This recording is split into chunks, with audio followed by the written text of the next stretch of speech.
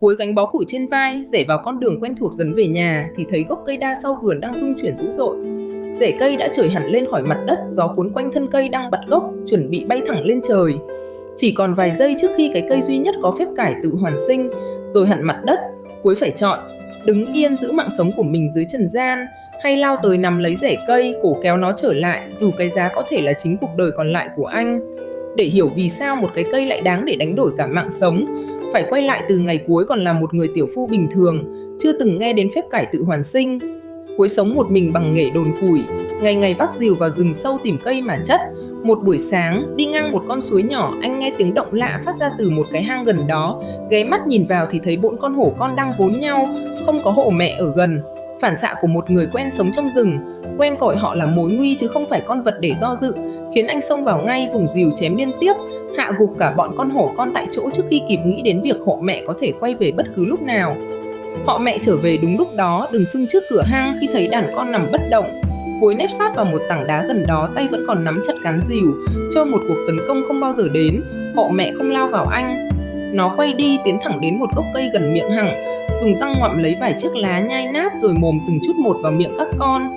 Cuối nín thở quan sát từ chỗ nấp, không dám cử động, và trong chưa đầy một khắc bọn con hổ con của mình vẫy đuôi, đứng dậy chạy theo mẹ vào rừng như chưa từng có chuyện gì xảy ra. Cuối đời đến khi cả đàn hổ khuất hẳn mới dám bước ra khỏi chỗ nấp. Anh nhìn kỹ gốc cây hố mẹ vừa lấy lá. Một cây đa bình thường về hình dáng, không có gì để phân biệt với hàng trăm cây đa khác trong cánh rừng đó. Ngoại trừ thử quyền năng anh vừa tận mắt chứng kiến, anh đào cả gốc cây lên, bóc rễ bằng đất ẩm cho khối khô, rồi vác về theo hướng làng, không nói với ai về việc mình vừa thay vì biết sẽ chẳng ai tin. Trên đường về, Cuối gặp một ông lão nằm bất động bên vệ đường, không còn hơi thở. Nhớ lại cách họ mẹ đã làm, anh ngắt vài chiếc lá trên cây, nhai nát rồi đút vào miệng ông lão. Không chắc chắn cách đó có hiệu quả với người hay không, chỉ biết mình không còn cách nào khác để thử. Một lúc sau, ông lão của mình mở mắt, thở hắt ra như vừa tỉnh dậy sau một giấc ngủ dài, nhìn Cuối và nhìn xuống gốc cây anh đang ôm trong tay. Ông lão xác nhận điều Cuối mới chỉ đoán được, đây là cây có phép cải tự hoàn sinh, loại cây hiếm có thể cứu sống người đã chết nếu dùng đúng cách. Nhưng ông cũng dấn thêm một điều, và chỉ một điều duy nhất: tuyệt đối không được tưới cây bằng nước bẩn, nếu không cây sẽ bắt gốc bay thẳng về trời, mang theo tất cả những gì nó có thể làm được cho người trần. Cuối ghi nhớ lời dẫn đó kỹ hơn bất cứ điều gì anh từng học được trong đời, không phải vì sợ một lời nguyện mơ hồ, mà vì anh vừa tận mắt thấy cái cây này cứu sống được cả họ lẫn người, và không muốn đánh mất nó chỉ vì một sơ suất không đáng có. Nghe đến đây, câu chuyện rất dễ được xếp vào loại tích cũ dạy trẻ con cẩn thận. Có một cái cây quý, có một quy tắc đơn giản, và bài học nằm ở việc đừng bao giờ phá quy tắc đó. Nếu đúng là vậy, người phải trả giá khi quy tắc bị phá, đáng lẽ phải là người phá nó. Nhưng câu chuyện này không kết thúc theo cách đó. Người đổ nước bẩn xuống gốc cây, như sẽ thấy, vẫn đứng nguyên trên mặt đất khi mọi chuyện qua đi. Người mất tất cả lại là người không hề chạm vào chậu nước đó, đừng cách gốc cây một đoạn đường đủ xa để hoàn toàn không liên quan. Muốn hiểu vì sao, phải nhìn vào cả quãng đời Cuối sống cùng cái cây, chứ không chỉ buổi chiều nó bay đi. Nhiều năm sau ngày cứu ông lão, cái cây trở thành lý do người ta biết đến Cuối khắp vùng. Ai có người nhà sắp mặt hoặc gặp tai nạn thập tử nhất sinh đều tìm đến xin một vài chiếc lá, và Cuối chưa từng từ chối ai, kể cả khi phải đi xa để mang lá đến kịp lúc. Anh không lấy tiền công, chỉ giữ đúng một điều kiện cho riêng mình: không ai được động vào gốc cây ngoài anh, và tuyệt đối không ai được tưới nước bẩn lên đó. Trong số những người Cuối cứu có một cô gái con nhà giàu trong vùng, suýt chết đuối khi thuyền cho cô qua sông gặp nước lớn bất ngờ. Người nhà mang cô đến gần như trong tuyệt vọng, áo quần còn ướt sũng, môi đã tím tái, không còn mạch đạp mà người nhà tìm thấy được. Cuối nhai lá, đút vào miệng cô ngay trong đêm đó, rồi ngồi chờ bên cạnh. Không chắc lần này phép màu có còn hiệu nghiệm hay không, vì trước giờ anh mới chỉ cứu người vừa tắt thở, chưa từng thử với người đã ngừng thở lâu đến vậy. Gần sáng, cô gái họ sắc lên một tiếng, mở mắt, nhận ra mình đang nằm trong một căn nhà lạ, bên cạnh một người đàn ông nghèo cô chưa từng gặp trước đó. Cảm kích trước việc mình được sống lại lần thứ hai, cô xin ở lại thay vì trở về nhà cha mẹ, rồi hai người nên duyên vợ chồng sống cùng nhau ngay cạnh gốc cây đa quý. Từ ngày có vợ, việc chăm sóc cây được chia đôi. Cuối vẫn đi rung đồn củi mỗi ngày như trước, còn vợ ở nhà lo việc vườn tước, trong đó có việc tưới nước cho gốc cây phía sau nhà. Cuối dần vỡ đúng những gì ông lão từng giận mình, và trong suốt nhiều năm không có chuyện gì xảy ra. Cô tưới cây đều đặn, cẩn thận, đến mức lời dần ban đầu dần trở thành một thói quen không còn ai nhắc lại. Giống như bất cứ việc nhà nào lặp đi lặp lại đủ lâu sẽ không còn ai để tâm đến lý do đằng sau nó nữa. Nhưng ít ai trong nhà đó, kể cả chính người vợ, còn nhớ ra một điều: cô không phải một người xa lạ được cứu sống rồi quên mất ơn nghĩa. Cô chính là bằng chứng sống cho việc cái cây này có thể làm được gì, đứng ngay trong ngôi nhà nó đang mọc rễ, ăn cùng mâm, ngủ cùng giường với người đã cứu mình bằng chính chiếc lá của nó. Nếu năm đó không có chiếc lá cứu mạng ấy, sẽ không có người vợ nào để tưới cây, không có gia đình nào để mất, và mọi chuyện xảy ra sau này hắn đã rẽ sang một hướng hoàn toàn khác.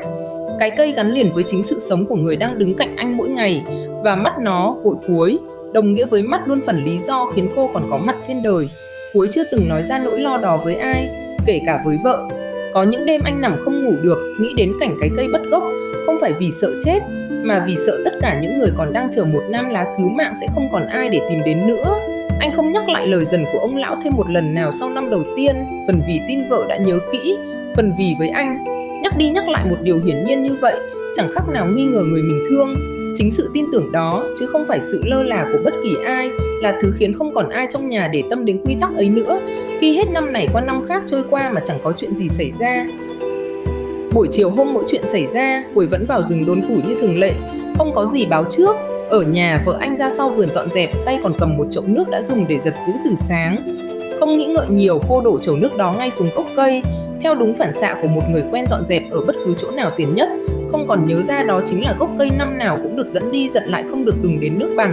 Chỉ trong khoảnh khắc nước bạn thấm vào lớp đất quanh rễ, mặt đất bắt đầu chuyển động, và cô lùi lại một bước, tay vẫn còn cầm cái chậu rộng, chưa kịp hiểu mình vừa làm gì. Đó cũng là lúc Cuối gánh bó củi trên vai rẽ vào con đường quen thuộc dẫn về nhà, và nhìn thấy cảnh tượng ấy ngay khi vừa bước qua hàng rào.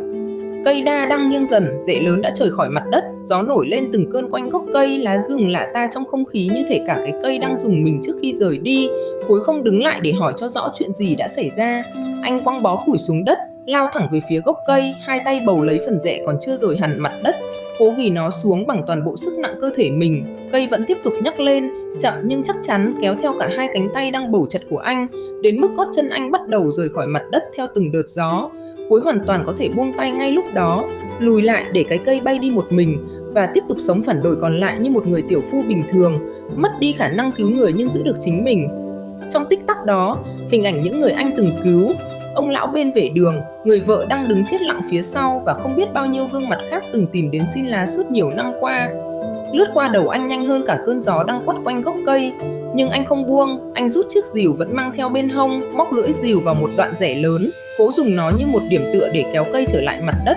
Với Cuối, buông tay lúc đó không đơn thuần là mất một cái cây, đó là để mất đi Thử đã mang vợ anh trở lại từ cõi chết, Thử đã cứu sống bao nhiêu người trong vùng suốt nhiều năm qua, và cả phần con người anh đã trở thành kẻ từ buổi sáng đào được gốc cây ấy lên khỏi đất rừng. Rễ cây tuột dần khỏi hai tay Cuối, nhưng lưỡi rìu vẫn còn mặc chất vào đoạn rễ lớn, và chính điều đó giữ anh lại, không cho anh rơi xuống ngay, cả khi có muốn buông vào phút cuối. Cây đa tiếp tục bay lên, cao dần qua ngọn những cây khác trong vườn, qua mái nhà, qua cả những đám mây thấp là gần mặt đất. Buổi chiều hôm đó, kéo theo Cuối treo lơ lửng bên dưới, hai tay vẫn không rời khỏi cán rìu. Vợ anh đứng dưới đất gọi tên anh hết lần này đến lần khác, nhưng khoảng cách giữa họ mỗi lúc một xa, đến khi tiếng gọi không còn vối tối được nữa, và cô chỉ còn thấy một chấm nhỏ trên nền trời đang chiếu dần. Cuối không bao giờ trở lại mặt đất từ buổi chiều đó. Cây đa mang anh lên thẳng cung trăng, nơi cả hai, người và cây, ở lại vĩnh viễn, không còn cách nào quay về nơi chúng từng thuộc về. Anh giữ được cái cây, đúng như điều anh đã chọn trong khoảnh khắc quyết định, nhưng cái giá là toàn bộ phần đời còn lại dưới trần gian, người vợ, ngôi nhà, những người từng tìm đến xin lá cứu mạng mỗi khi có ai trong nhà họ gặp nguy. Không một ai trong số họ còn được anh cứu thêm một lần nào nữa, và cái cây từng cứu sống hàng chục ngàn người dưới trần gian, từ hôm đó chỉ còn thuộc về một mình anh trên cung trăng. Mỗi năm cứ đến rằm tháng 8, khi mặt trăng tròn và sáng nhất trong năm, trẻ con khắp nơi rước đèn, phá cỏ, bày mâm ngũ quả và bánh trung thu ra sân, rồi ngước lên trời tìm một vết đen quen thuộc trên mặt trăng, hình dáng giống một gốc cây cổ thụ với một người ngồi lặng lẽ bên dưới. Người lớn chỉ lên đó cho trẻ con xem, gọi đó là chú. Cuối ngồi gốc cây đa, kể lại đúng câu chuyện về cái cây, về chầu nước, về việc cây bay lên trời mang theo cả người tiểu phu năm xưa. Hầu như người Việt nào lớn lên cũng từng ít nhất một lần nghe câu đồng dao quen thuộc cất lên trong một đêm trăng nào đó của tuổi thơ. Chú Cuối ngồi gốc cây đa, để trâu ăn lúa gọi cha ồi ối, hát trước khi kịp hiểu vì sao chú Cuối lại ngồi một mình trên đó, và vì sao không ai gọi được chú xuống. Nhưng phần lớn những lần kể lại đó dừng ở đúng chỗ chậu nước đỏ xuống, như thể mọi chuyện kết thúc ngay khi cây rời khỏi mặt đất, không ai kể tiếp về vài giây sau đó, về việc chính người không hề phạm lỗi lại là người bám lấy rễ cây đến cùng, thay vì lùi lại để giữ mạng sống của mình. Vài giây đó chứ không phải chầu nước mới là lý do đến tận bây giờ Mỗi lần trăng tròn người ta vẫn còn nhìn thấy một người ngồi một mình dưới gốc cây, quá xa để gọi ai xuống và quá xa để có ai gọi được anh về. Có một chi tiết khác vẫn được truyền lại cùng câu chuyện. Mỗi năm cây đa trên cung trăng chỉ dừng đúng một chiếc lá xuống biển và loài cá dưới đó vẫn cho sẵn để vớt lấy chiếc lá ấy, quý như một vị thuộc hiếm không gì thay thế được. Ngay cả từ trên cao cách xa mặt đất đến vậy, cái cây cuối đánh đổi cả cuộc đời để giữ lại vẫn đang cứu giúp một ai đó, mỗi năm đúng một lần. Cảm ơn bạn đã xem. Lần tới nhìn lên mặt trăng tròn bạn sẽ thấy gì?